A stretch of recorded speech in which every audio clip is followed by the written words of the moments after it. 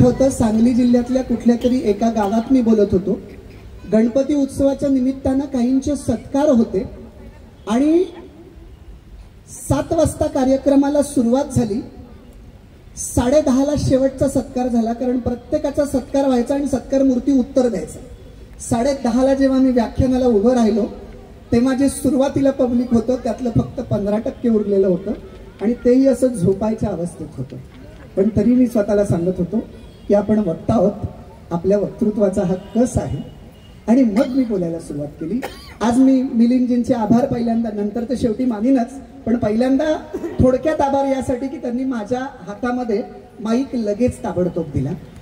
मंडळी, मला कायम असं वाटत राहिलंय बरं का, म्हणजे तुम्ही पण बघा, आपल्याला शिवाजी महाराज म्हटलं की ढाल, तलवार, घोडे, जिंकणं आणि बेंबीच्या देठापासून छत्रपती शिवाजी महाराज की जय असं सगळं आपल्या डोक्यात असतं. असायला पण पाहिजे. छत्रपती शिवाजी महाराज हा आमच्या अभिमानाचा विषय आहेच, सगळ्या मराठ्यांचा म्हणजे या मातीत जन्माला आलाय तो प्रत्येक मराठा. म्हणजे मगाशी मिलिंदजी म्हटले साबीरभाई शेख हे सुद्धा जातीवंत मराठा की ज्यांनी शिवरायांवर प्रेम केलं. या मातीत जो जन्माला आलाय आणि जो राजांवर प्रेम करतो तो प्रत्येक मराठा. या प्रत्येक मराठ्याला राजांबद्दल अभिमान आहेच.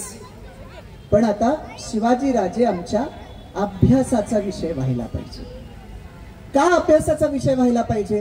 जसं शिवाजी महाराजांची प्रतिमा बघून आम्हाला प्रेरणा मिळते, तेव्हा मी तुम्हाला सांगतो, शिवचरित्रात आपल्या जीवनातल्या प्रत्येक प्रश्नाचं उत्तर मिळतं. प्रत्येक प्रश्नाचं. तुमच्यावर कोणतंही संकट येऊ द्या, त्या सगळ्या संकटाचं उत्तर तुम्हाला शिवचरित्रात भेटणारच. फक्त तुमचा बारकाईनं अभ्यास पाहिजे. मला कायम असं वाटत राहिलंय बघा, अफजल खानाचा वध, पन्हाळ्याहून सुटका, शास्ताखानाची बोटं तोडली, सुरत आणि आग्रा सुटका, या 5च प्रकरणांत आपण राजांना मर्यादित करतो. याच्या पलीकडेही राजे खूप मोठे आहेत. उलट ही 5 प्रकरणं घडली तेव्हा तर पुरंदरच्या तहात अख्खं राज्य गेलं होतं.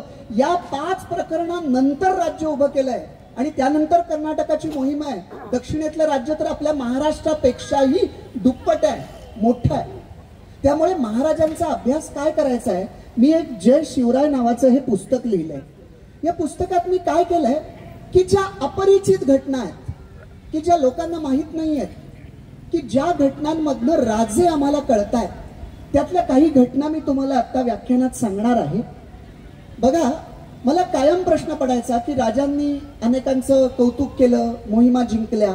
मला प्रश्न असा होता, अशी कुठली मोहीम आहे का की ज्या ठिकाणी ती मोहीम अयशस्वी झाली, पराभव झालाय, यश मिळालं नाही आणि त्यावेळेस आपले राजे आपल्या सहकाऱ्यांबरोबर नेतृत्व म्हणून कसे वागतात, असं एकतरी उदाहरण आहे का?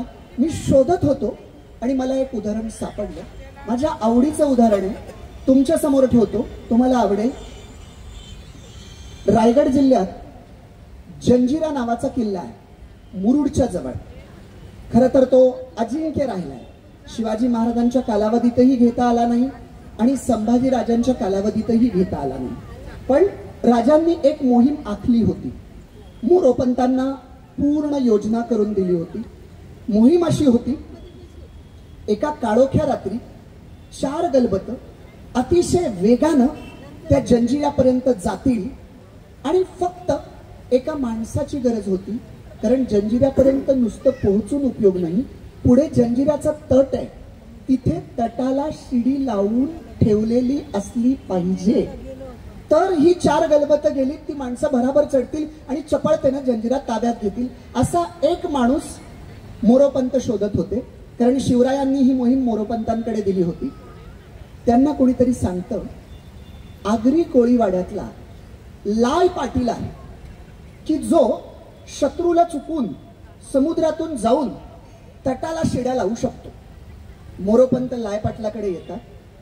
लाय पाटलाला म्हणतात,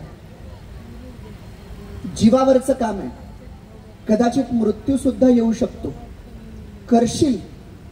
लाया फक्त मोरोपंतांकडे पाहतो आणि हो एवढं एकच अक्षर उच्चारतो. मोरोपंतांना मनात साशंकता की नक्की हा करेल का. पण माझं निरीक्षण आहे, जी कामाची माणसं असतात ती कमी बोलतात. लाया बाकी काहीच बोलत नाही. अहो, लाया असा पाण्यावर खेळलेला असतो ना की जन्मापासून त्याचं आणि समुद्राचं नातं जोडलेलं आहे. आपल्या गावाकडे मुलं असतात बघा, नदीत इथं डुबकी मारतात, असं वाटतं तिकडं निघतील, पण ते निघतात भलतीकडंच. लाया तसा असतो. त्या रात्री शिड्या घेऊन समुद्राच्या या किनाऱ्यापासून जी डुबकी घेतो ती थेट त्या जंजिऱ्याच्या तिथं निघून तटाला येऊन शिड्या लावून लाया खाली बसलाय आणि शत्रूच्या तोफा अशा समुद्रात बघतायत की कुणी शत्रू येतोय का. आणि त्या शत्रूला माहीतही नाही शिवाजी राजांचा सच्चा भक्त आपल्या पायाखाली बसलाय. तिकडे मोरोपंतांना कुणीतरी सांगतं, दर्या इतका खवळलाय की अशा खवळलेल्या दर्यात कुणीही माणूस जाऊच शकत नाही. त्यामुळे पंत ठरवतात की या रात्री आपण जायचं नाही. लाया तिकडे वाट बघतोय. तास होतो, 2 तास होतात, 3 तास होतात, 4 तास होतात. आता उजाडायला येतं. लायाला वाईट वाटतं, दुःख नाही होत, तो अस्वस्थ नाही होत, आपल्याला मृत्यू येईल याची त्याला चिंता नाही वाटत. पण त्याला असं वाटतं आपण जर सापडलो तर ही योजना शत्रूच्या हाती जाईल आणि शिवरायांची योजना शत्रूच्या हाती जाता कामा नये. आपण कशासाठी आलो होतो शत्रूला कळता कामा नये. आता निदान जंजिरा नाही आला तरी शत्रूला पत्ता लागता कामा नये की शिवराय जंजिरा घेण्याचा प्रयत्न करत होते. त्यामुळे तो जसा आला त्या पद्धतीने परत काठावर येतो. त्या रात्री लाया गेला कसा, आला कसा हे फक्त त्या काळोखाला, त्या रात्रीला, त्या वाऱ्याला आणि त्या समुद्राला माहीत. लाया थेट पंतांकडे येतो. पंतांना म्हणतो, तुम्ही का आला नाहीत, मी पोहोचलो होतो. पंत त्याला सांगतात, अरे पठ्या, तू पोहोचलास पण आम्हीच कच खाल्ली. इकडचा सगळा प्रकार लायाला सांगतात. मोरोपंत मनानं मोठेपणा दाखवतात आणि त्याला घेऊन राजांकडे जातात आणि राजांना सांगतात की आम्ही कच खाल्ली, पण हा पठ्या मात्र जाऊन तटाला शिड्या लावून बसला होता. आता बघा प्रसंग कसा आहे. राजांना अपयश मिळालंय. बरं, जंजिऱ्याचं अपयश हे राजांच्या दृष्टीनं खूप मोठं अपयश आहे. कारण राजांना जंजिरा जिंकायचाच होता. एक जंजिरा म्हणजे डोंगरी 360 किल्ल्यांच्या बरोबरीनं होता. कारण आरमारावर सत्ता गाजवता आली असती, जो सिद्धीची नांगी मोडता आली असती, परदेशामध्ये जो गुलामांचा व्यापार चालत होता त्या सगळ्यावर बंदी आणता आली असती. इतका जंजिरा महत्वाचा होता.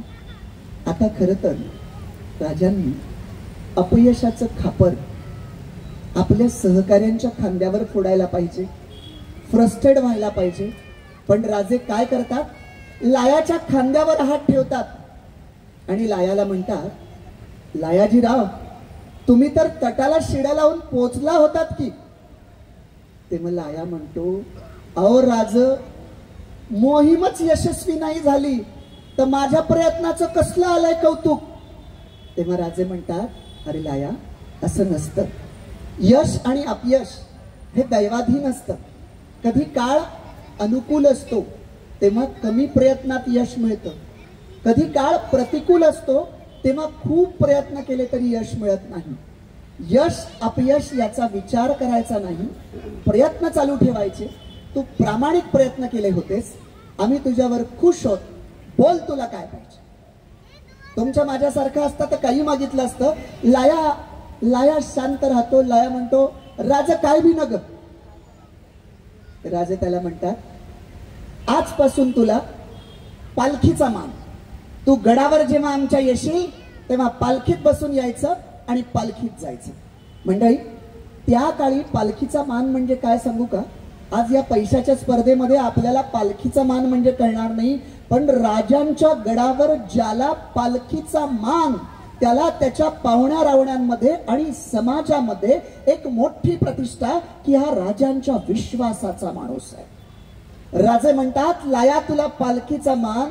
आणि भोळा भाबडा लाया राजांना म्हणतो, राज, तुम्ही मोर असताना मी पालखीत बसून यायचं, माझ्या उभ्या हयातीत बी हे जमायचं नाही. राजांना माणूस कळतो की हा माणूस कोणत्या तत्वाचा आहे. राजे फक्त त्याला म्हणतात, लायाजीराव पालखीचं सोडा, पण समजा तुम्हाला नामी गलबत बांधून दिली तर आपल्या आरमाराच्या रक्षणासाठी त्या गलबतात तर शिराल की नाही. लायासाठी हा अभिमानाचा विषय असतो. लाया म्हणतो तर का शिरणार नाही. राजे मोरोपंतांकडे बघतात आणि म्हणतात, पंत, लायाला एक नामी गलबत बांधून द्या आणि त्या गलबताचं नाव पालखी ठेवा. आणि आता लायाकडे बघून म्हणतात, काय लायाजीराव, आता तरी पालखीत शिरणार की नाही. लाया उभ्या जागी गहिवरतो, राजांना मिठी मारतो. मंडळी, मला सांगा, अपयशात सुद्धा राजांनी जर अशा पद्धतीची कौतुकाची थाप एखाद्या आपल्या सैनिकाच्या पाठीवर टाकली असेल तर मला सांगा, पुढच्या मोहिमेला जाण्यासाठी 100 हत्तीचं बळ येईल ना त्याच्यामध्ये. हे जे नेतृत्व आहे, हे नेतृत्व फक्त राजकारणातच असतं असं नाही. नेतृत्व सगळ्या ठिकाणी असतं. घरातला कुटुंब प्रमुख हा सुद्धा नेतृत्वाचाच एक भाग असतो. त्यानं सुद्धा घरातल्या कुठल्या माणसाला प्रामाणिकपणे प्रयत्न करून अपयश मिळालं तर त्याच्या खांद्यावर राजांसारखाच हात टाकून त्याला पालखीचा मान द्यायचा असतो, कारण तो माणूस दुप्पट वेगानं काम करतो. मंडळी, आज शिवजयंती आहे. विचार करा बरं, राजांचा जन्म किती सालचा आहे? 1630चा. मृत्यू किती सालचा आहे? 1680चा. जन्म तारीख मी अशासाठी सांगितली नाही की आजही महाराष्ट्रातल्या विद्वानांचं त्या तारखेवर एकमत होत नाही. आपल्या दृष्टीनं भाग्याची गोष्ट एवढीच आहे की राजे जन्माला आले होते यावर मात्र कोणाचा वाद नाहीये. हे तुमच्या आमच्या दृष्टीनं फार भाग्याचं आहे. किती वर्ष राजांना आयुष्य लाभलं? 1630 ते 1680. किती वर्ष? फक्त 50 वर्ष. त्यातली 15 वर्ष तर बालपणात गेली. उरली किती? 35 वर्ष. माणूस काय करू शकतो 35 वर्षात? जन्माला आलो, शाळेत गेलो, कॉलेजला गेलो, नोकरी लागली, लग्न झालं, मुलं बाळ झाली, निवृत्त झालो आणि आता माझ्याच आयुष्याचा मी विचार करतोय. माझ्या आयुष्यात मी काय केलं? आमचे नारायण सुर्वे एका कवितेत म्हणतात, 2 दिवस वाट पाहण्यात गेले, 2 दुःखात गेले, मोजतोय डोईवर राहिलेत किती उन्हाळे, शेकडो वेळा चंद्र आले, तारे फुलले, रात्र धुंद झाली, अन भाकरीचा चंद्र शोधण्यातच जिंदगी बर्बाद झाली. जिथं उभं आयुष्य भाकरीचा चंद्र शोधण्यात बर्बाद होऊन जातं, तिथे तर आसमानी सुलतानीत हातातली भाकरी ओरबाडली जात होती. अशा काळामध्ये राजांनी एवढं मोठं हिंदवी स्वराज्य निर्माण केलंय. काय कारण असतील याची? काय कारण असतील बघा. बाकी कारण वेगवेगळी असतील. एक आध्यात्मिक कारण मला पटलंय, तुम्हाला पटतंय का बघा. एक फक्त मी चेक करतोय, आवाज डबल येत नाहीये ना तुम्हाला? आवाज व्यवस्थित येतोय ना? फक्त याला डबल आहे का? मॉनिटरला डबल येतोय? नाही ना? नाही, तुम्हाला आवाजाला काही प्रॉब्लेम नाही ना? ठीक आहे, मॉनिटर फक्त चालू राहतं. आता आवाज येतोय व्यवस्थित? मगाच्या सारखाच आहे? ठीक आहे, असाच राहतो. एक आध्यात्मिक कारण तुम्हाला सांगतो, पटतंय का बघा. तुम्ही पूर्ण शिवचरित्राचा अभ्यास करा. तुम्हाला शिवचरित्रामध्ये कुठेही मी सापडणार नाही. अहंकार युक्त मी, हे राज्य व्हावं श्रींची इच्छा. 300-350 किल्ले मिळवले. आठवून बघा बरं, एका तरी किल्ल्याला, एका तरी स्वतःचं नाव राजांनी दिलंय का? मी गावाकडे सप्त्याला 50-51 रुपये वर्गणी देऊ की नको देऊ, देऊ की नको देऊ असं करत असताना देतो, आणि चुकून संयोजकानं त्या परिपत्रकात नाव टाकायचं राहिलं तर यावर्षी दाखवलेला दानशूरपणा पुढच्या 7 पिढ्यांनी दाखवायचा नाही, याचा निर्णय आम्ही याच वर्षी घेतो. बाकीचे किल्ले तर सोडाच.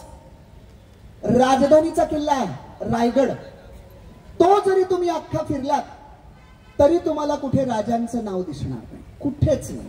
हा, त्यांच्या एका कार्यकर्त्याचं दिसेल. आजच्या भाषेत सांगायचं तर कार्यकर्त्याचं म्हणजे रायगड किल्ला राज्याभिषेकासाठी कुणी सुशोभित केला, कुणी बांधला? हिरोजी इंदुलकरांनी. राजे इतके खुश झाले, हिरोजींना म्हणाले, बोला हिरोजी, काय पाहिजे तुम्हाला? इतका देखणा सुरक्षित किल्ला बांधलात, बोला तुम्हाला काय पाहिजे? राजांचे सगळेच सेवक भोळे भाबडे, निस्वार्थी. हिरोजी म्हणतात, राज काय बी नग. मी कल्पना करतो बरं का, राजे म्हणजे आजच्या काळातले पक्षश्रेष्ठी. अशी कल्पना करा, पक्षश्रेष्ठी खुश आहेत आणि आजच्या हिरोजींना जर विचारलं असतं की बोला तुम्हाला काय पाहिजे, तर मी तुम्हाला खात्रीनं सांगतो, सुरुवातच खासदारकीच्या तिकिटापासून झाली असते. मग आमदारकी, जिल्हा परिषद, पंचायत समिती, ग्रामपंचायतीचं तरी द्या.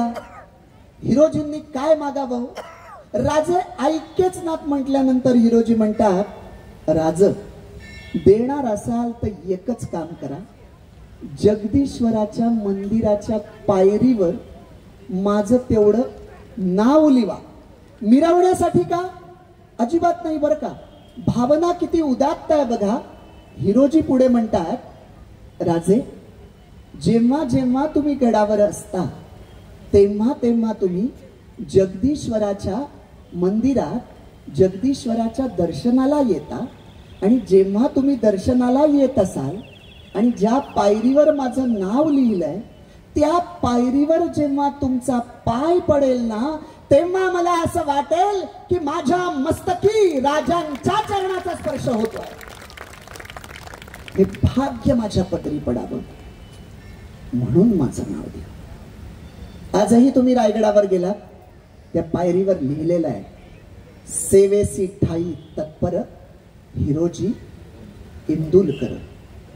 350-400 वर्षापूर्वी केलेलं काम आजही जसंच्या तसं आहे. तेव्हा विज्ञान तंत्रज्ञान नव्हतं. आज आम्हाला विज्ञान तंत्रज्ञान युगातले म्हणतो. त्या काळातलं काम आजही तसंच आहे.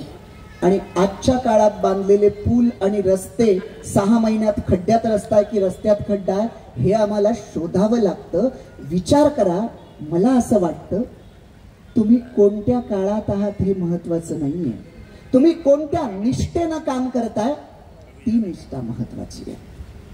मला वाईट कसलं वाटतं की रायगडावर माझ्यासारखा एखादा तरुण पिढीचा प्रतिनिधी जातो, अख्खा रायगड किल्ला फिरतो, विचार करतो, राजांचं नाव कुठे नाही. मग माझ्या डोक्यात येतं, राजांच्या पाठीमागे मोहिमा भरपूर असतील, राजांची अपुरी राहिलेली मोहीम आपण पूर्ण करूया. खिशामध्ये पांढरा खडू नेलेलाच असतो. माणसाचं मन परिवर्तनशील आहे. थोड्या वेळात या पठ्ठ्याच्या मनाचं परिवर्तन होतं आणि हा विचार करतो, राजांचं नाव तर उभ्या जगाला माहिती आहे, आपलंच नाव कोणाला माहीत नाही.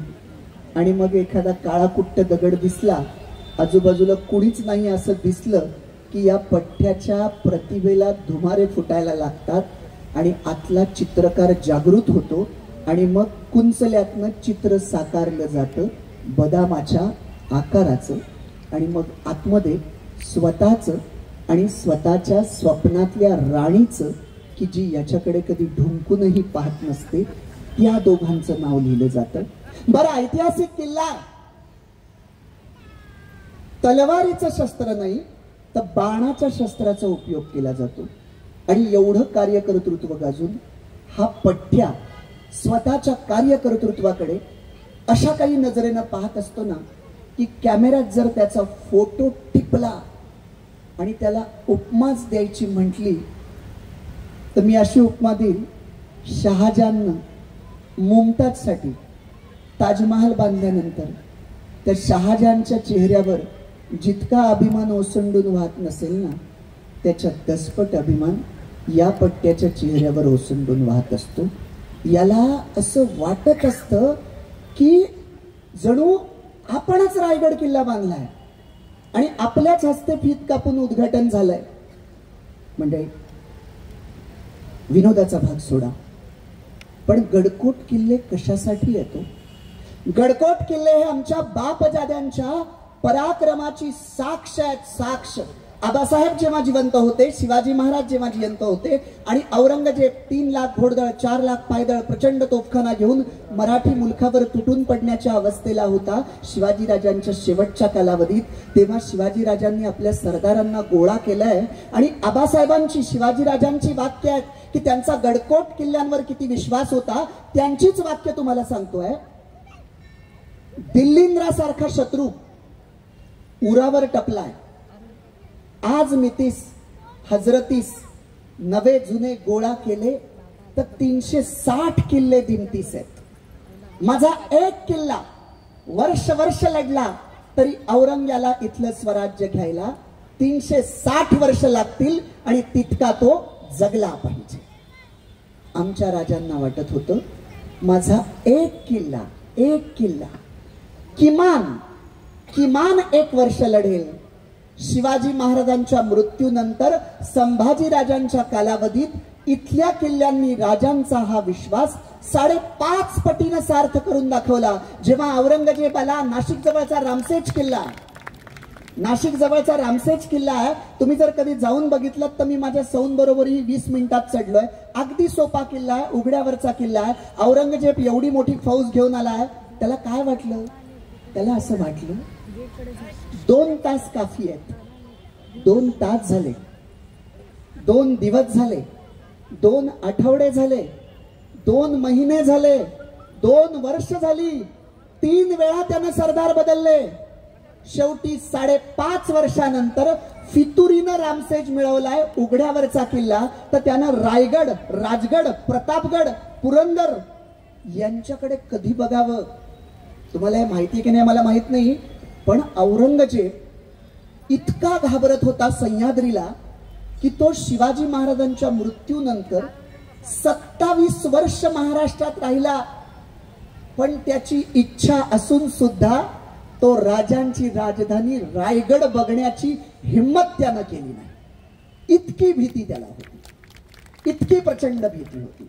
सह्याद्री असा आहे ना की ज्यानं शत्रूचा घासच घेतला आणि त्या सह्याद्रीवर शंभू राजांचाही विश्वास होता, म्हणून ते संगमेश्वरात अगदी मोजक्या मावळ्यांनिशी होते. आता काही अपघात घडत असतात, त्याच अपघातातला शंभूराजांना पकडले गेले शंभूराजे हा इतिहासातला अपघात आहे की घातपात आहे, यावर अजूनही संशोधन व्हायचं आहे. पण सध्या तरी आपण असं पकडूया की तो अपघात आहे.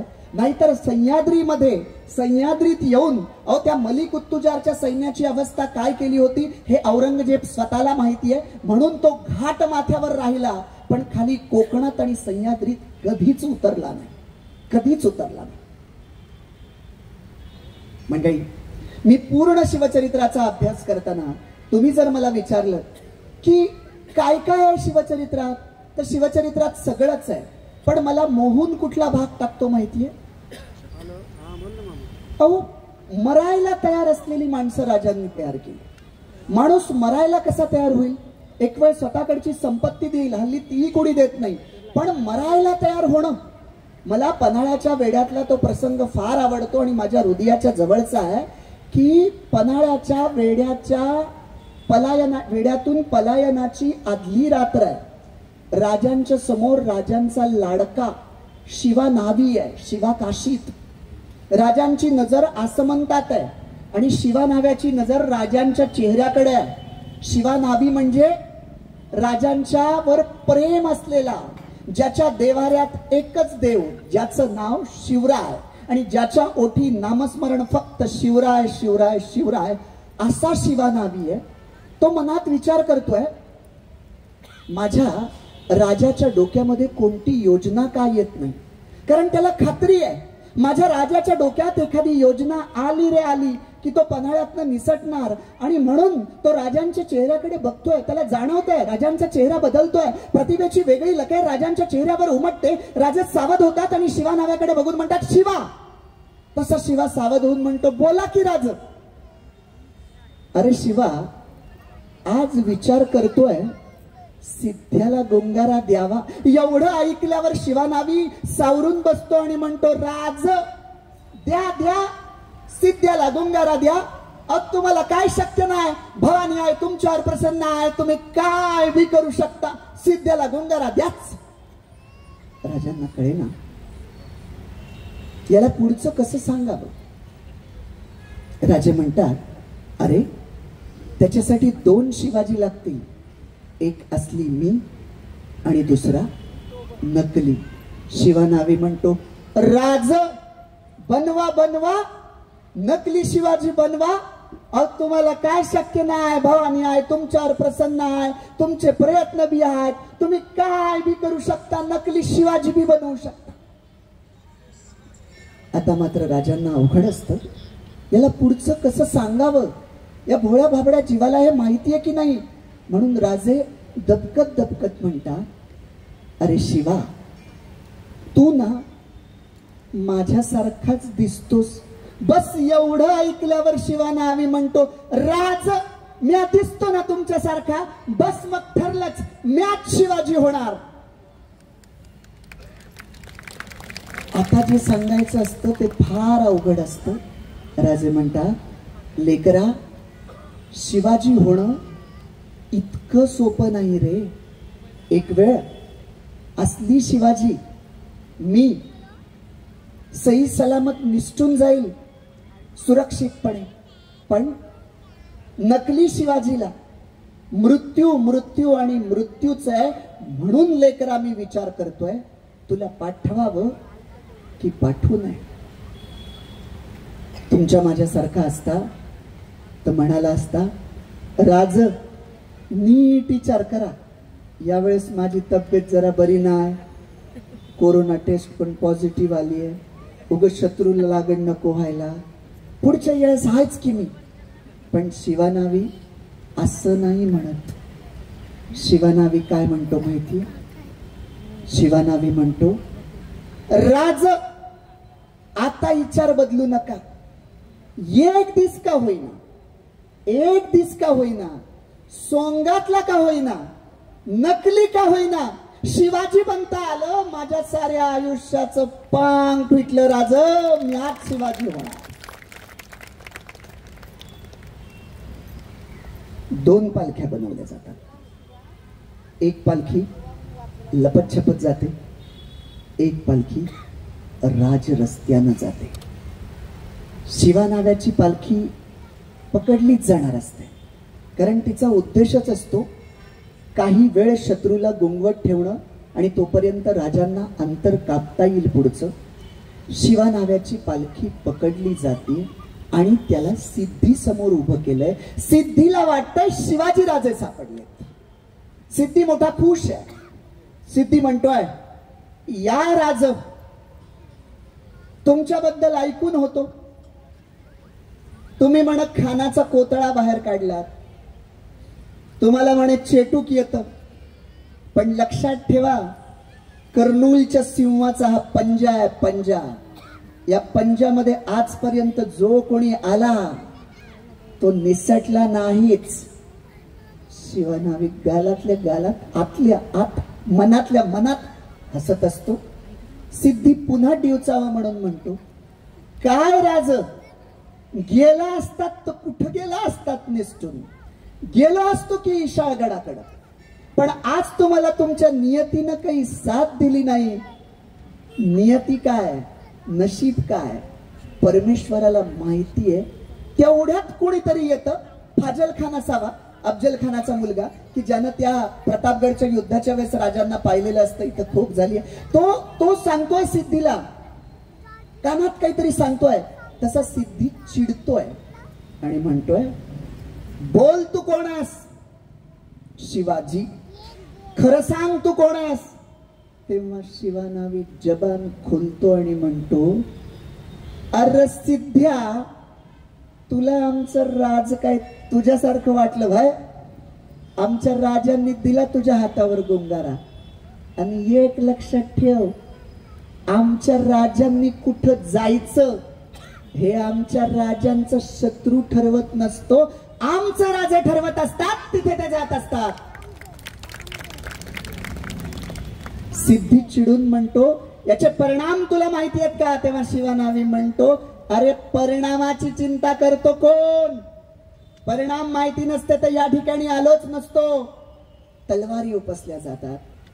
शिवा नावाच्या छातीत तलवार भोसकली जाते आणि ज्या ठिकाणाहून तलवार काढली जाते तिथे रक्ताचा पाट एका हातानं दाबत आणि दुसऱ्या हातानं विशाळगडाकडे पाहत शिवानावी शेवटची वाक्य उच्चारतो.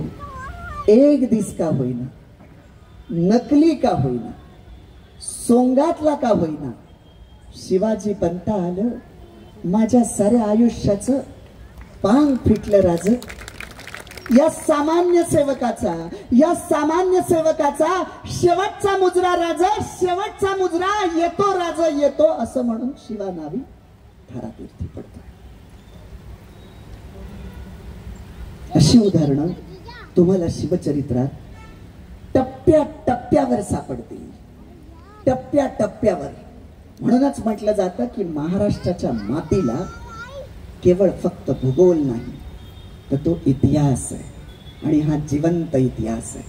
तुम्ही आम्ही कल्पना करा की तुमचा आणि माझा जन्म जर महाराष्ट्रात झाला नसता, भले आपण अमेरिकेत जन्माला आलो असतो, अतिशय श्रीमंत असतो, पण शिवाजी महाराज म्हटल्यानंतर आमच्या हृदयात काय समृद्धता असते, आमचा अभिमान, आमचा स्वाभिमान, आमची ऊर्जा.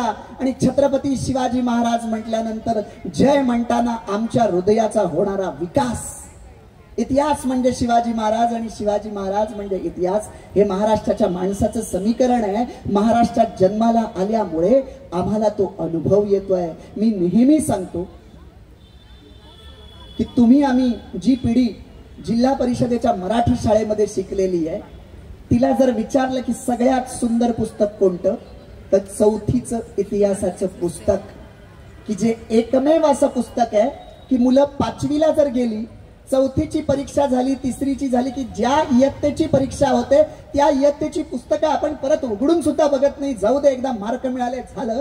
पण चौथीचं पुस्तक हे असं पुस्तक आहे की जे 5वीला गेलो तरी आपण वाचतो, 6वीला गेलो तरी वाचतो.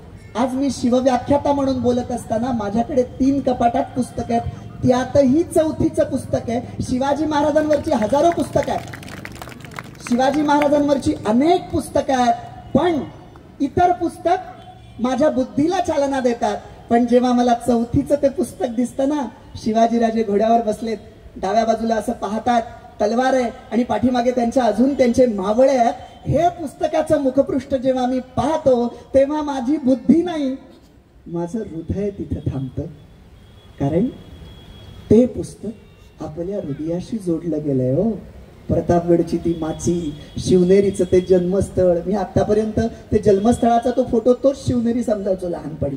पण हे जे सगळं त्या पुस्तकातलं आहे, अफजल खानाचा पुतळा बाहेर काढतानाच असलेलं चित्र, हे सगळ्याशी आपलं हृदयाचं नातं आहे.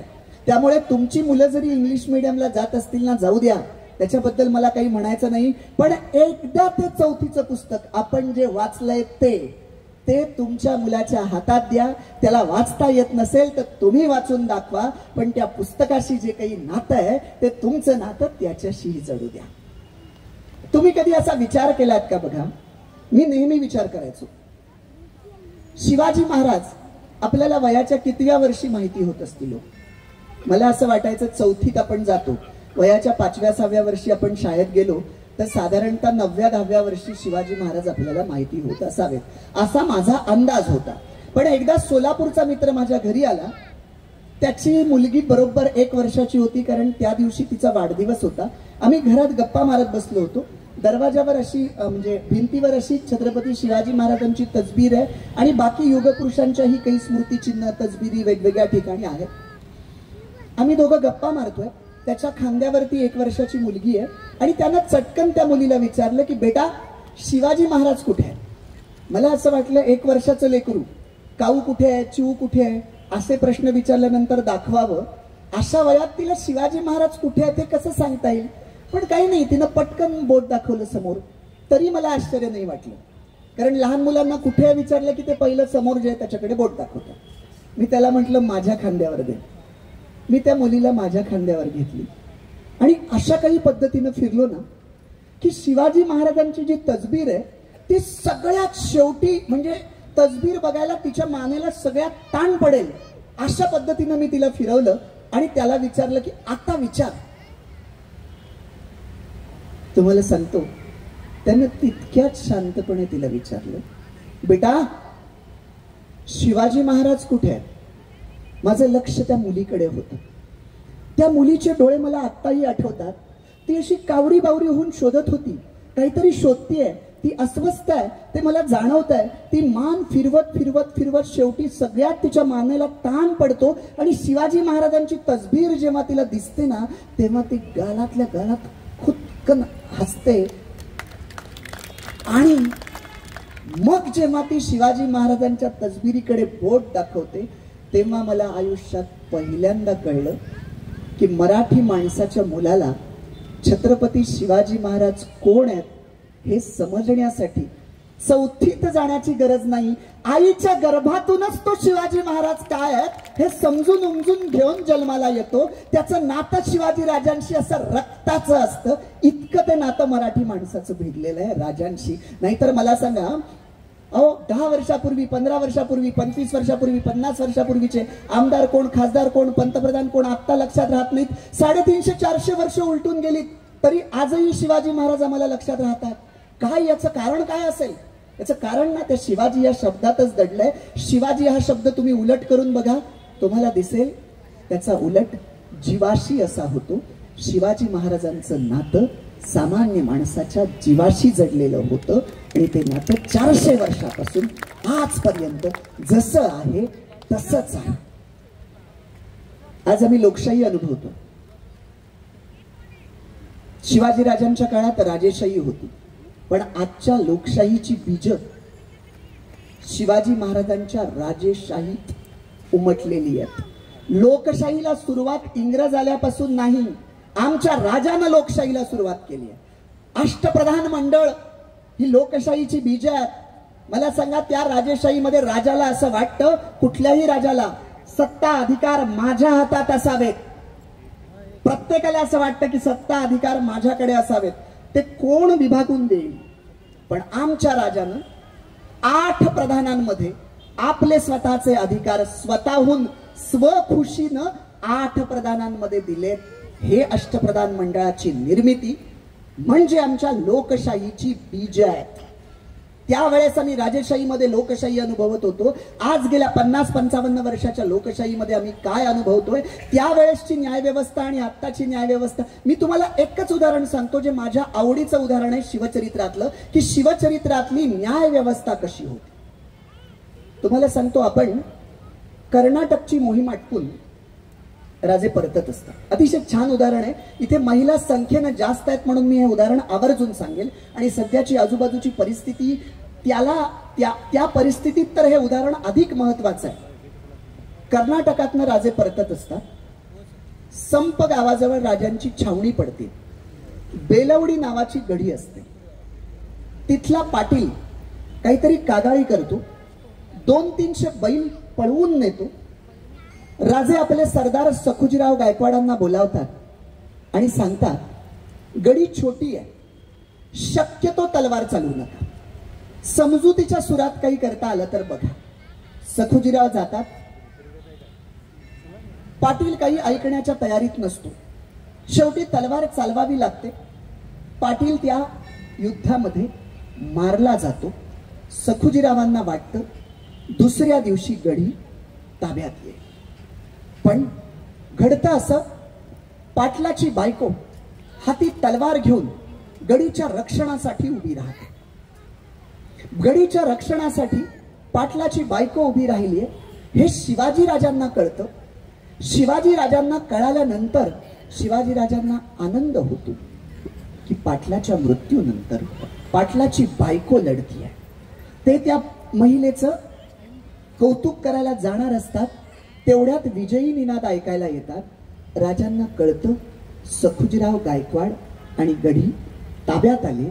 राजे सखुजीरावांच्या अभिनंदनासाठी जातात. तिथं गेल्यावर लक्षात येतं गनीम पळून गेला. सखुजीराव पकडायला गेले. राजे आपल्या छावणीमध्ये परत येतात.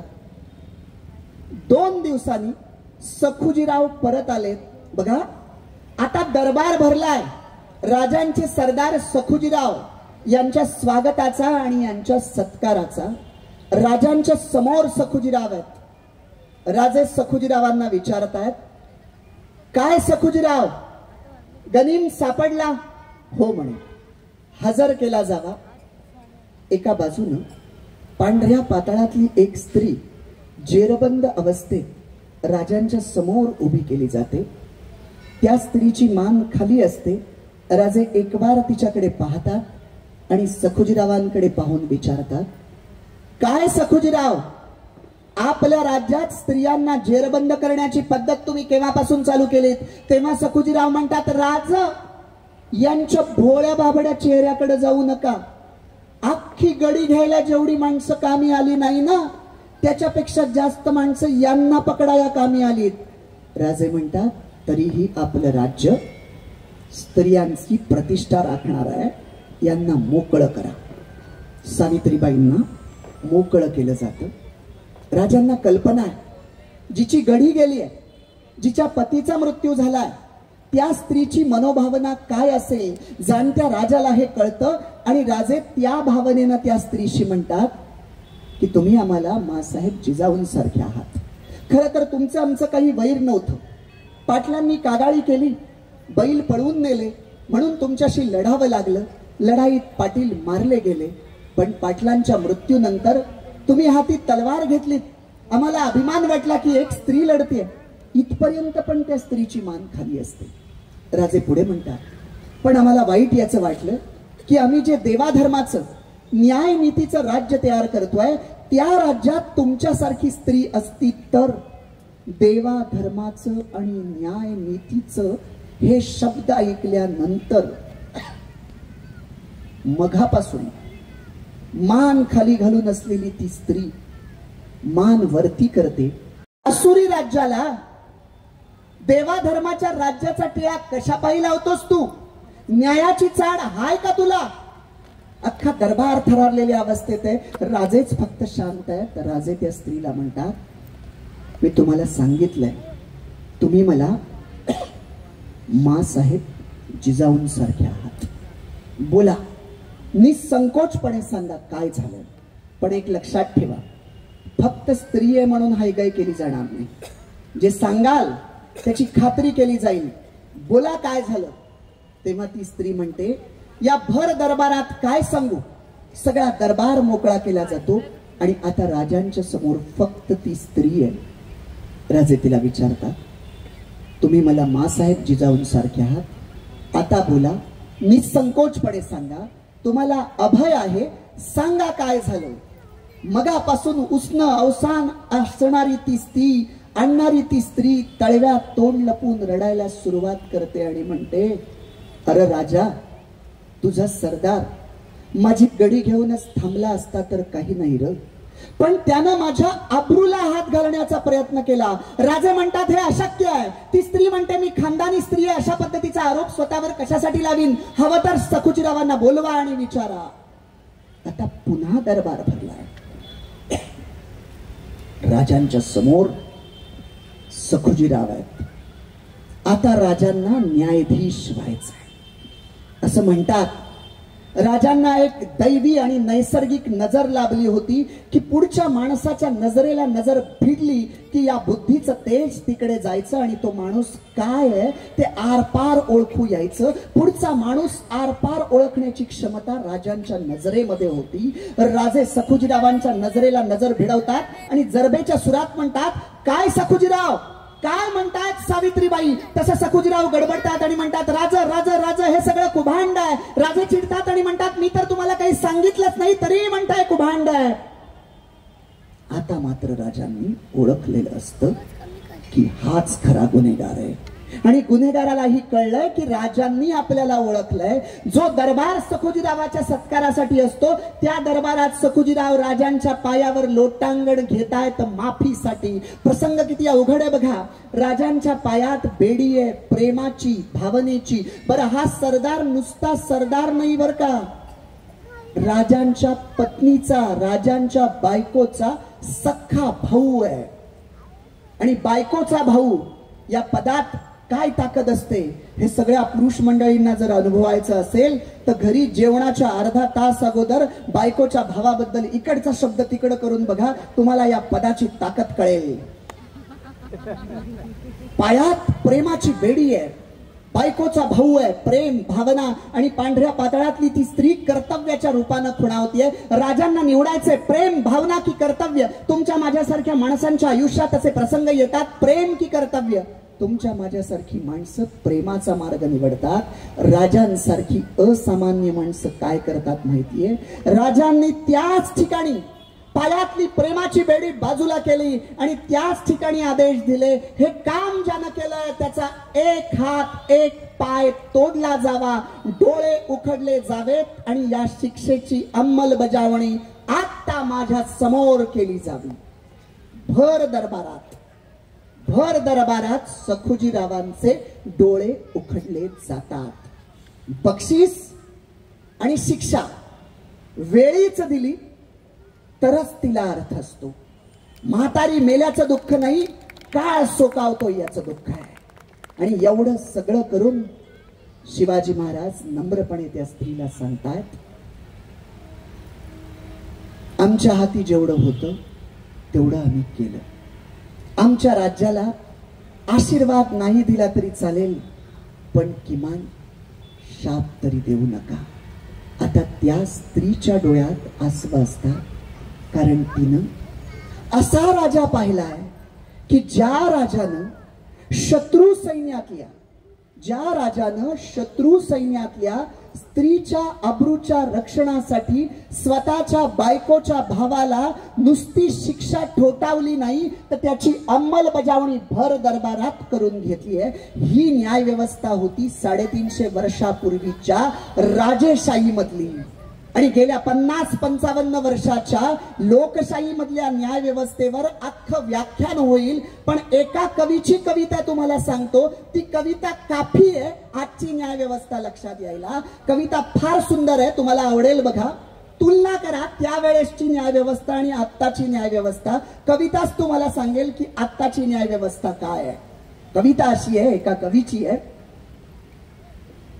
70 वर्षाच्या म्हातारीला कोर्टाच्या पायरीवर बसलेलं पाहून विचारलं.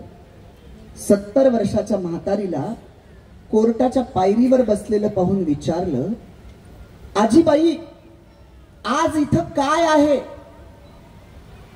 त्यावर तिनं उत्तर दिलं, 17व्या वर्षी माझ्यावर बलात्कार झाला होता.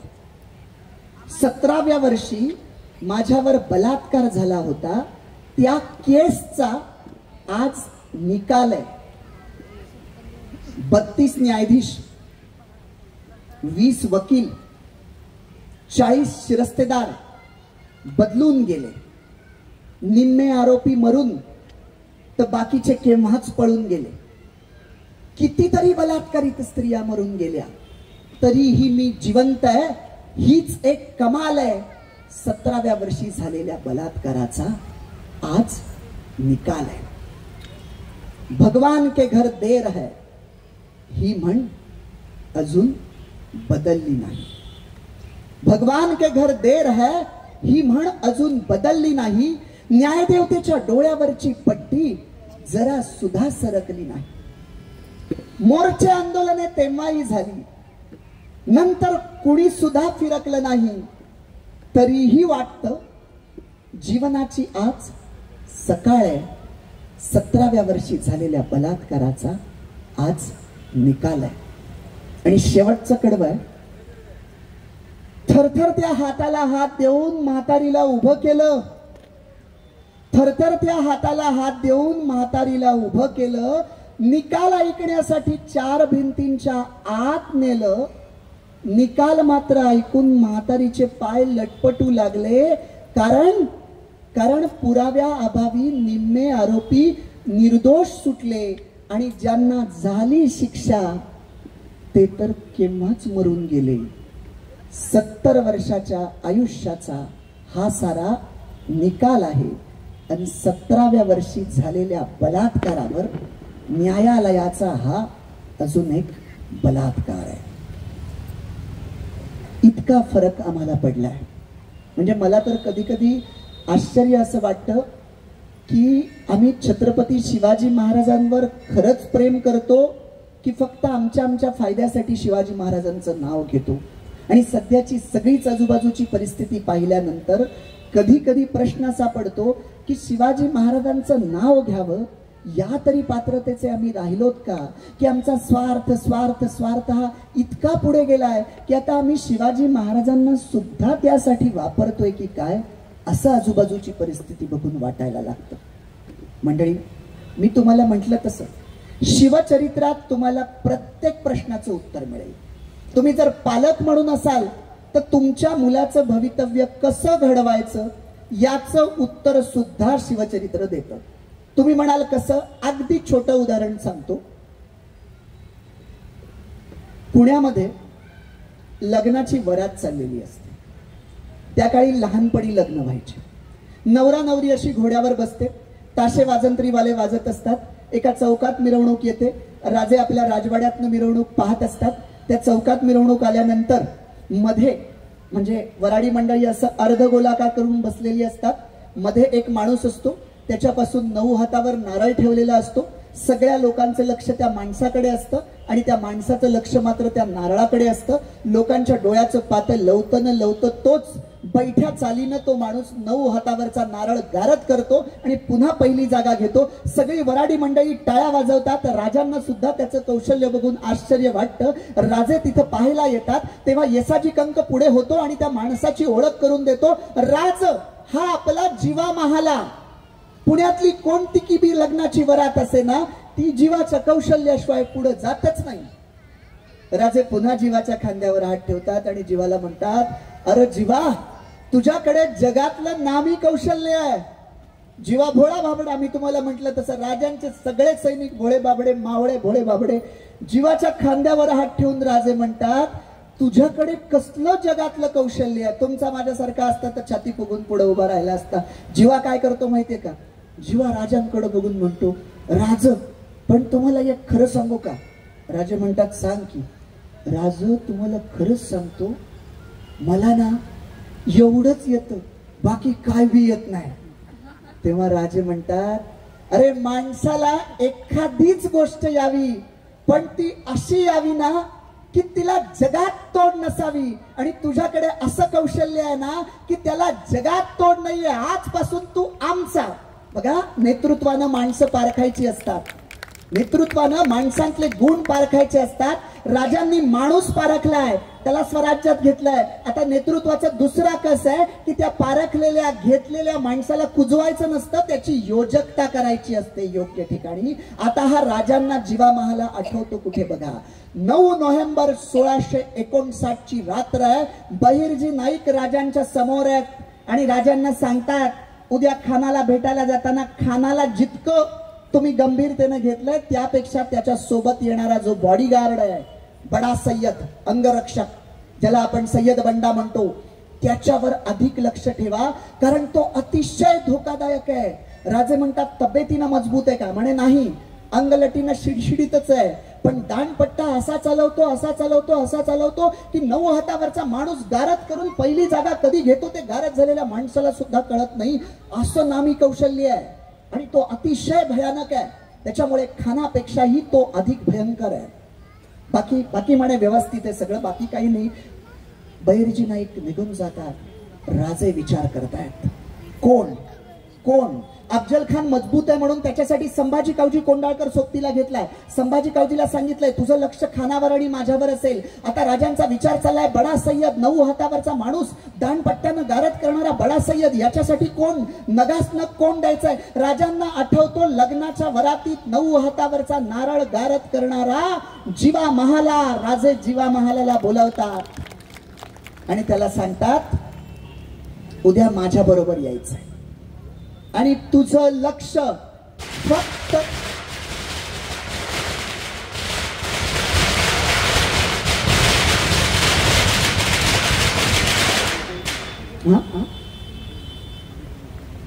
अच्छा नाही, येऊ दे त्यांना सुरू.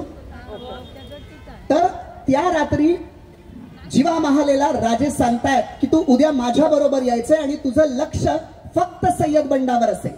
आणि राजांच्या काळची जी माणसं होती ती जेवढं नेमून दिली तेवढंच काम करायचे बरं का, वेगळं काही वेगळीकडे लुडबुड करायचे नाही.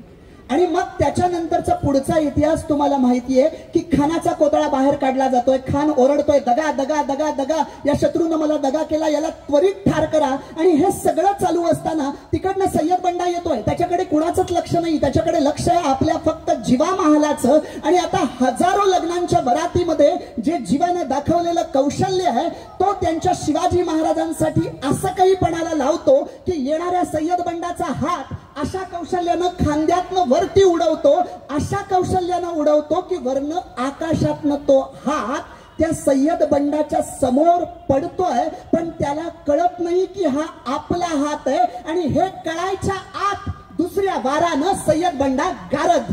म्हणून तेव्हापासून आपण म्हणू लागलो, होते जीवाजी म्हणून वाचले शिवाजी. हे जे लग्नांमधलं असलेलं वरातीतलं कौशल्य जे राजानं आणि नेतृत्वानं माणूस ओळखायचा असतो, तो लग्नातला ओळखलेला माणूस जीवा महाला आणि दुसरी योजलेली योजकता की त्याचा योग्य ठिकाणी केलेला वापर ह्या नेतृत्वाच्या खऱ्या कसोटी आहेत. आणि या दोन्ही कसोट्यांवर आम्हाला शिवचरित्र काय सांगतं, जे मी तुम्हाला म्हटलं की पालक म्हणून आपल्या पाल्याचं उत्तरही तिथं मिळतं की जो जीवा महाला राजांना असं म्हणत असतो की राज मला काय बी दुसरं येत नाही, एवढंच येतं. तेव्हा राजे त्याला सांगतात की माणसाला एखादीच गोष्ट यावी, एखादंच कौशल्य असावं, पण जगात त्याला तोड नसावी. मला तुम्हाला पालक म्हणून हे सांगायचंय की तुमच्या मुलाकडे असं काही कौशल्य आहे का की जे जगातल्या कुणाकडे नसेल, असं वेगळं काही जर त्याच्याकडे असेल तर अभ्यासाच्या व्यतिरिक्तही त्याला आम्ही प्रोत्साहन दिलं पाहिजे. आम्हाला त्याच्यामध्ये आज आम्हाला जगाच्या सगळ्या वाटा मोकळ्या येतो, आम्हाला त्याला वाटेल त्याच्यामध्ये त्याला गती देता येऊ शकते. तुम्ही कधी असा विचार करून बघितलात का? बघा, सचिन तेंडुलकरच्या आई वडिलांनी जर असं ठरवलं असतं की आपल्या मुलानं डॉक्टर, वकील, इंजिनियर झालं पाहिजे, तर कदाचित सचिन तेंडुलकर डॉक्टर झालाही असता. पण आज जे लाखो डॉक्टर आहेत त्याच्यामधला एक डॉक्टर झाला असता. पण आज जगातला एकमेव जो मास्टर ब्लास्टर सचिन तेंडुलकर आहे तो होऊ शकला नसता. म्हणून मला तुम्हाला सांगायचंय, शिवचरित्र आम्हाला हे सांगतं की तुमच्या मुलामध्ये हे काही आहे का? त्याला तबला वाजवता येतो का? त्याला गाणं येतं का? त्याला बोलता येतं का? त्याला क्रिकेट खेळता येतं का? त्याला कबड्डीचे गुण आहेत का? त्याला खो खो खेळता येतो का? त्याला माणसांशी संवाद साधायला आवडतो का? काहीतरी त्याच्याकडे असेल. ते जर आम्हाला नेतृत्वाच्या गुणानं ओळखता आलं आणि त्याच्या पाठीवर हात ठेवून त्याच्यामध्ये प्रगती करा असं सांगता आलं तर आम्ही निश्चितपणे शिवचरित्र आम्हाला तिथेही भेटतं. याच शिवचरित्रात आम्हाला अध्यात्मही सापडतं. तुम्ही म्हणाल कसं? आता मी शेवटाकडे येणार आहे, पण आमचं जे अध्यात्म आहे, आमची जी गीता आहे, ती गीता आम्हाला काय सांगतेय? जे पेराल ते उगवेल. ही कर्मभूमी आहे. जी कर्म तुम्ही कराल त्या कर्माची परतफेड तुमच्याकडे येतेच. चांगली कर्म केलीत तर त्याची चांगली फळं मिळतात, वाईट कर्म केलीत त्याची वाईट फळं मिळतात.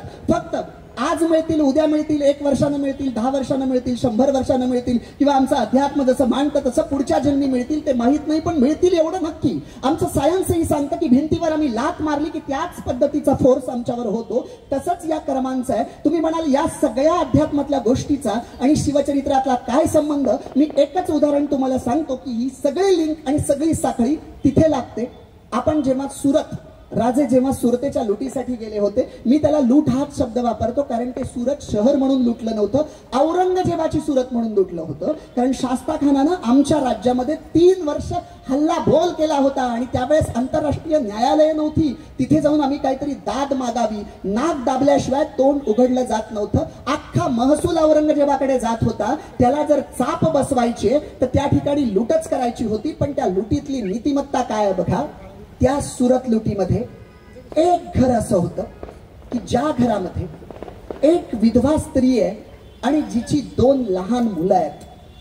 तिला कळतंय की मराठी आलेत, आजूबाजूला आगी लागतात, घोड्यांचा सगळ्यांचा आरडाओरडा चाललाय, गिलका आहे. आणि त्या स्त्रीला काळजी आहे की माझ्या घरात संपत्ती आहे पण माझ्या घरात कुणी पुरुष नाहीये, ही मुलं लहान आहेत. बरं, ती रूपवती आणि सौंदर्यवती असलेली अशी ती स्त्री आहे. जर इथे माझ्याकडे हल्ला झाला, संपत्तीचं काही नाही पण अब्रूवर काही जर घाला आला तर काय करायचं असं मनात असतानाच घोड्यांचा आवाज टापांचा येतो, घराला गराडा पडतो. आता तिला कळतं काहीतरी बरं वाईट होणार. तिनं स्वतःचं एक धारदार शस्त्र घेतलेलं असतं की काहीही झालं तरी स्वतःच्या अब्रूचं रक्षण करायचं, आपला प्राण गेला तरी चालेल. पण तिला जाणवतं 1 तास झालाय, ती परत वरच्या खिडकीतनं खाली बघते, घोडे भोवतालीचे तसेच आहेत. 2 तास, 3 तास, 4 तास, मध्यरात्री पण ती बघते, घोडे तसेच आहेत. आजूबाजूला लुटालूट चालू आहे, आपल्या घराला काहीच होत नाही, गराडा तसाच पडलेला आहे. शेवटी सकाळ होते आणि दरवाजावर टकटक केलं जातं. तिला वाटतं जे रात्रभर घडलं नाही ते आता घडेल, तरी ती घाबरत घाबरत दरवाजा उघडते. तेव्हा असा मुंडाचा बांधलेला, असा धिप्पाड असलेला एक माणूस समोर उभा असतो आणि तो त्या बाईंना म्हणतो, म्या प्रतापराव गुजर, राजांनी म्यासनी धाडलं होतं आणि सांगितलं होतं की रातभर या घराचं रक्षण करायचंय, या घराच्या इटेला बी धक्का लागता कामा नये, आमचं काम झालं, आता आम्ही येतो. तेव्हा ती स्त्री विचारते, पण अख्खी सुरत लुटली जात असताना माझंच एकटीचं घर का सुरक्षित राहिलं? तेव्हा प्रतापराव म्हणतात, बाई हे आम्हासनी काय बी माहित नाही, कारण आम्ही आमच्या राजांना का, कशासाठी, कुठं असलं काय बी विचारत नाही. ते जेवढं सांगत असतात तेवढं आम्ही करतो. त्यांनी सांगितलं होतं या घराच्या इटेला बी धक्का लागता कामा नये, रातभर पहारा द्यायचाय, आम्ही दिला. तुम्हाला खरंच याचं कारण हवं असेल तर तुम्ही राजांकडे या आणि विचारा. त्या बाई आपल्या मुलांना घेऊन राजांकडे जात आहेत. राजांना परत हेच विचारतायत, आमचं घर का सुरक्षित राहिलं? तेव्हा राजे म्हणतात, मोहनदास पारेख तुमचे पती जेव्हा जिवंत होते तेव्हा त्यांनी जात पाहिली नाही, धर्म पाहिला नाही, गोर गरीब श्रीमंत सगळ्या पद्धतीच्या गोर गरिबांना त्यांनी मदत करताना सडळ हाताने मदत केली. तो कोणत्या जातीचा आहे, कोणत्या धर्माचा आहे हे त्यांनी काहीच पाहिलं नाही. या बाईंना आश्चर्य वाटतं की आपले पती काय आहेत हे त्या स्त्रीला माहित नाही, पण 150 कोसावरून आलेला राजा सांगतोय की तुमच्या पतींकडे काय काय गुण होते. त्या स्त्री आश्चर्ययुक्त नजरेनं ती ऐकते आणि राजे म्हणतात की ज्या माणसानं जात पात न पाहता गोर गरिबांना मदत केली आहे त्या माणसाच्या घराचं रक्षण आम्ही करायचं नाही तर मग कोणी करायचं? आता मात्र त्या स्त्रीच्या डोळ्यात आसू असतात. मंडळी मला सांगा, त्या स्त्रीचं घर वाचलं हे कोणामुळे? जसं शिवाजी महाराजांमुळे हे जसं सत्य आहे, त्याच पद्धतीनं तिचे पती मोहनदास पारेख यांनी केलेल्या चांगल्या कर्मामुळे. आपण जी काही बरी वाईट कर्म करतो ती आपल्या मृत्यूनंतर त्याची बरी वाईट फळं आपल्या कुटुंबाला भोगावी लागतातच. हा जगाचा नियम आहे, ही कर्मभूमी आहे. आमची गीता जे सांगते तेच आम्हाला शिवचरित्र देखील सांगतं. म्हणून मी तुम्हाला म्हटलं की शिवचरित्रात तुम्हाला सगळ्या प्रश्नांची उत्तरं मिळतील. म्हणून मला तुम्हाला हात जोडून सांगायचंय, मुलांच्या हाती शिवचरित्र द्या, शंभू चरित्र द्या. तुम्ही छावा चित्रपट पाहून आला असाल, पण मुलाला छावा चित्रपट दाखवला म्हणजे शंभूराजांचा इतिहास पुरा झाला नाही. छावा चित्रपट म्हणजे फक्त हिमनग आहे, त्याच्या खाली शंभू चरित्र खूप मोठं आहे जे चित्रपटात दाखवता येणं शक्य नाही. त्याला वेगवेगळे पैलू आहेत. मगाशी मी जो रामसेज किल्ला म्हटला त्याची लढाईवर अख्खा चित्रपट होईल, त्याच्या लढाईवर अख्खा चित्रपट होईल. म्हणजे वेगवेगळे पैलू आहेत, ते मुलांना कळाले पाहिजे. आता मी शेवटाकडे येणार आहे. माझी अशी तुम्हाला विनंती आहे, माझं अख्खं व्याख्यान विसरलात तरी चालेल, मगापासून मी तास 1.5 तास जे बोलतोय ते सगळं विसरलात तरी चालेल, पण आता शेवटी मी ज्या 2 गोष्टी सांगणार आहे त्या मात्र तुम्हाला कृतीत उतरवायचे.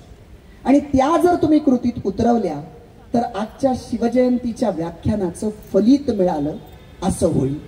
माझी अशी इच्छा आहे की तुम्ही इथून घरी जाताना ज्या मी या शेवटच्या 2 गोष्टी सांगेल की ज्या तुम्हाला कृतीत उतरवायचे त्याच घेऊन तुम्ही घरी जावेत. म्हणून मी त्या 2 गोष्टींनंतर काहीच बोलणार नाही. म्हणून आभार मी अगोदर मानून घेतो आणि मग या शेवटच्या 2 गोष्टी सांगतो. आज मला गेल्या 2-3 वर्षापासून मिलिंदजी मागा त्यांचा फोन येतो की या शिवजयंतीला यायचंय आणि तारीख कुठेतरी दिलेली असते. आत्ता सुद्धा 17 तारीख अशी क्रॉस होत होती की मी थोडीशी ती पुढे झाली आहे. 20 तारखेला म्हणजे मला आनंदही आहे मराठी माणूस म्हणून, पण संभाजी राजांचा इतिहास मध्य प्रदेशात मांडण्यासाठी मला तिथल्या महाराष्ट्र साहित्य सभेनं इंदोरला बोलावलं आणि तिथे विषय दिलाय शिवरायांचा छावा छत्रपती संभाजी महाराज. आणि मला याचा अभिमान आहे की संभाजी महाराजांचा इतिहास मध्य प्रदेशात मांडायचा आहे. मराठी माती किती जाज्वल्य प्रेरणेनं, त्यागानं आणि धैर्यानं भरलेली आहे हे आमच्या कडेच्या राज्यांना सुद्धा वाणीतनं कळून द्यायचंय. तुमच्या सगळ्यांच्या शुभाशीर्वादानं मी तिथे जाणार आहे, पण त्याच्या अगोदरचं हे व्याख्यान तुमच्या इथलं आहे. मी मिलिंदजी आणि सौ शुभांगी सूर्यराव आणि त्याचबरोबर मिलिंदजींचे सर्व सहकारी, मला सगळ्यांची नावं माहीत नाहीत, मला फक्त मगाशी मी शेकटकरांकडे गेलो आणि सगळेच सहकारी जे आहेत, माझं तर म्हणणं असं आहे की शेवटचं सतरंजी टाकणारा जो कधी कॅमेऱ्यामध्ये येणार नाही त्याला पण सलाम, त्याच्यासाठी एकदा जोरदार करा. मिलिंदजी, मला तुमचं कौतुक कशासाठी करायचंय, आणि साहेब व्याख्यानांना अशी गर्दी होणं हे दुर्मिळ आहे बरं का, दुर्मिळ. म्हणजे एखाद्या व्याख्यानमालांमध्ये साहित्य असते, पण व्याख्यानांना अशी गर्दी होणं हे जसं तुम्ही दर्दी असल्याचं लक्षण आहे, त्याचप्रमाणे मिलिंदजींवर तुमचं प्रेम आहे आणि मिलिंदजींचा तुमच्याशी संपर्क आहे याची ही पावती आहे. कारण नंतर संयोजक म्हणतात, अहो काय हल्ली लोकांना व्याख्यानं ऐकायचीच नसतात, व्याख्यानांना पुढे येतच नाही. मी मनात म्हणत असतो, कारण अनेक कार्यक्रम केलेले असतात त्याच्यामुळे माहिती असतं, लोकांना ऐकायचं नाही, तुम्ही पोहोचला नाही आहात लोकांपर्यंत, किंवा तुमच्या विषयीचं प्रेम लोकांपर्यंत पोहोचलेलं नाहीये. लोकांना कसलं, लोकांना असतंच हो, पण शेवटी कोण बोलावतोय त्याच्यावर विश्वास पाहिजे ना, की ज्या माणसांना बोलावलंय आम्ही तिथे जातोय म्हणजे चांगलं काहीतरी ऐकायला मिळणार आहे, याच्यासाठी परंपरा तयार करावी लागते. आणि मला वाटतं गेल्या 7-8 वर्षात मिलिंदजींनी ही परंपरा तयार केली आहे की इथं व्याख्यानं झाली, त्यामुळे येणाऱ्या माणसांना माहिती आहे की इथे जो येणार आहे तो दर्जेदारच असेल, आपले कान तृप्तच करेल, या विश्वासामुळे तुम्ही इथे आलेला आहात. कसं आहे, मला सगळ्यात मोठं कार्य कोणतं वाटतं, तुम्ही समजा रस्ता बांधलात, एखादी बिल्डिंग बांधलीत, दाखवता येते हा रस्ता बांधला, ही बिल्डिंग उभी केलेली आहे. विचारानं उभा केलेला माणूस जरी दाखवता येत नसला तरी लक्षात घ्या, मी माझ्या कॉलेजच्या जीवनात ऐकलेली व्याख्यानं आणि ऐकलेला एखादा विचार जीवनातल्या एखाद्या कठीण प्रसंगामध्ये असा काही प्रकाश झोत टाकून जातो की जीवनाला उभारी मिळते. ही ताकद विचाराची आहे. आज ही छोटी छोटी मुलं इथं असतील, काही येतात बागडतात, त्यांच्या कानावर काहीतरी पडतंय, कदाचित तुम्हाला कळणार नाही की त्यांच्या कानात ते शिरतंय आणि त्यांचं व्यक्तिमत्व घडतंय. आणि हे काम मिलिंद, शुभांगी सूर्यराव आणि त्यांचं असलेलं सगळं मंडळ, त्यांचे सहकारी, हे करणं सोपं नाहीये बरं का. याच्यामध्ये खूप अडथळे असतात, मला कल्पना आहे, वेगवेगळ्या प्रकारची माणसं असतात, वेगवेगळ्या प्रकारे अडथळे निर्माण करणारे असतात, पण ते अडथळे न सांगता त्या सगळ्यावर मात करून कार्यक्रम राबवायचाच, ही जी जिद्द शिवरायांकडून आपण घेतोय. अडथळे अनेक येतात आणि त्यातल्या त्या जवळच्या माणसांचे आणि जवळच्या सहकार्यांचे अधिक असतात, पण त्या सगळ्यावर मात करून कार्यक्रम यशस्वी करून दाखवायचाच. याच्यासाठीची जी धडपड असते, याच्यासाठीची जी तळमळ असते, त्यासाठी घरचं खाऊन लष्कराच्या भाकरी भाजाव्या लागतात. हे सगळं ही मंडळी करतात आणि तुम्हाला काहीतरी चांगलं ऐकायला देतात. त्याबद्दल एकदा जोरदार मनापासून यांच्यासाठी टाळ्या बनवा. मला इच्छा असूनही तुमच्या पुढे जास्त वेळ बोलता येत नाही, पण जाताना मी एकच सांगेल की इथे जे जय शिवराय पुस्तक आहे हे अतिशय छान पुस्तक आहे. तुमच्या मुलांच्या हातामध्ये हे जाऊ द्या. जय शिवराय आणि गुड मॉर्निंग ही माझी 2 पुस्तकं आहेत. याच्यात मी सलग शिवचरित्र नाही लिहिलेलं, 55 प्रकरण आहेत आणि प्रत्येक प्रकरणात शिवरायांच्या जीवनातली किंवा त्यांच्या मावळ्यांच्या जीवनातली एखादी घटना आणि आत्ता मला माझ्या आयुष्यात काय घेता येईल, त्या प्रकरणातनं शिवरायांकडून मला काय घेता येईल, असं प्रत्येक प्रकरणात आहे. माझं म्हणणं आहे, व्याख्यान चांगलं झालं की त्या प्रभावाखाली माणसं पुस्तक विकत घेतात. एखादा रविवार मिळाला की सगळी पुस्तकं 2 पुस्तकं वाचून काढतात आणि पैसे फिटले असे म्हणून शांत होतात. मला तुम्हाला एकच विनंती करायचंय, असं वाचू नका. एकदा सवड मिळाली तर एकदा वाचा, पण नंतर कसं वाचाल. महिला इथे जास्त आहेत त्यांच्यासाठी सांगतो, लोणचं मुरावं लागतं बघा, मुरल्याशिवाय लोणच्याला चव येत नाही. तसं रोज सकाळी एकच प्रकरण वाचा, 5 ते 7 मिनिटात वाचून होईल.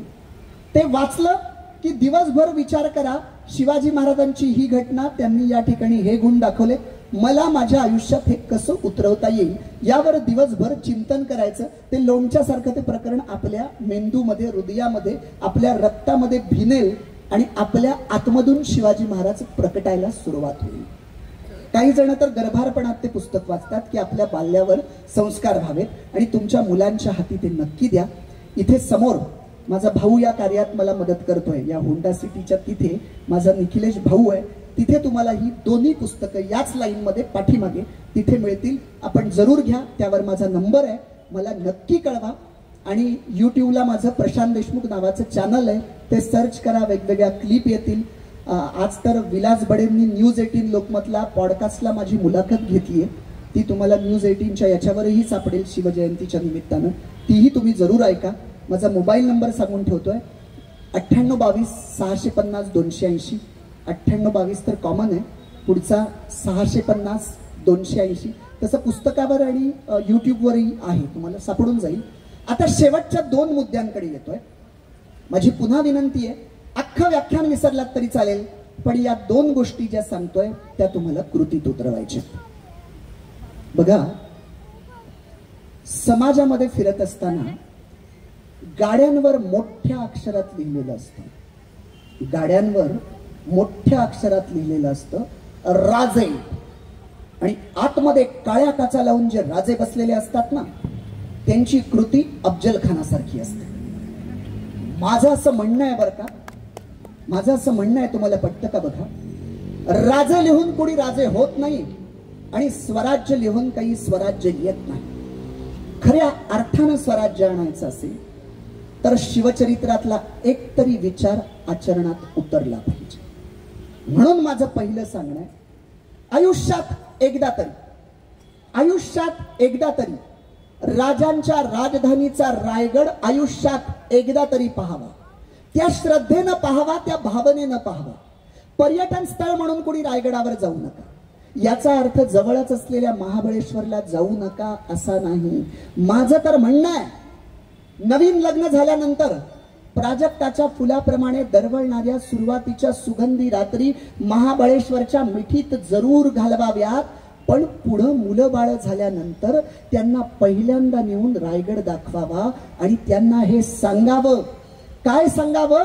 त्यांना हे सांगावं की हीच ती जागा आहे की ज्या ठिकाणी 350 वर्षापूर्वी आदिलशाही, कुतुबशाही आणि मोगलशाही या मगरूर सत्तांच्या छाताडावर पाय देऊन मराठेशाहीचं 32 मन सोन्याचं सिंहासन सजलं होतं, ती हीच जागा आहे.